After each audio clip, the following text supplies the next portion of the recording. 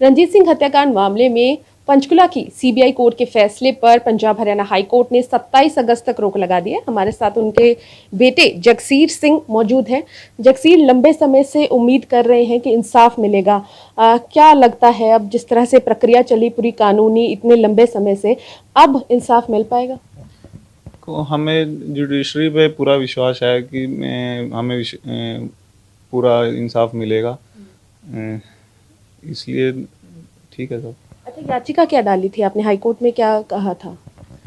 हमने याचिका में ये डाली थी कि हमें कि ये कहीं भी किसी भी उसमें ट्रांसफ़र किया जाए केस, और थोड़ा भी जस्टिस के लिए हमें वो है चाहिए।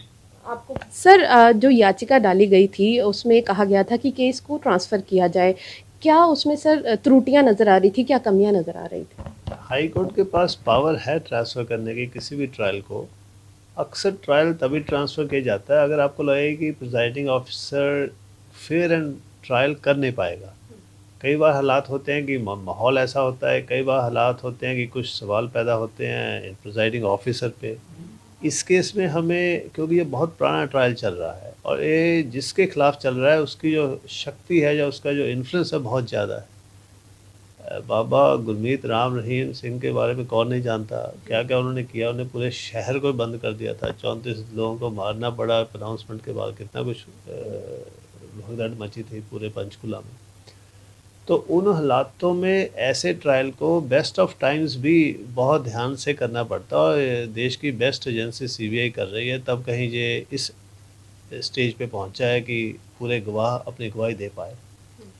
मगर दूसरी तरफ जो मुजरिम पावरफुल होता है तो हर संभव कोशिश करता है कि किसी तरह इंसाफ ना हो पाए, किसी तरह वो क्रिमिनल जस्टिस सिस्टम को डिरेल करे। तो उन हालातों में हमें कुछ ऐसे सर्कमस्टांसेस नज़र आए इनको, जगसीर को, जिससे उनका जो विश्वास था कि इंसाफ होगा उसमें कुछ सवाल खड़े हो गए थे। तो उनमें से एक सवाल तो यही था कि इन्हीं प्रिजाइडिंग ऑफिसर के खिलाफ एक करप्शन कंप्लेंट किसी और वकील ने किसी और केस में दी थी और बहुत 7 अगस्त की थी वो।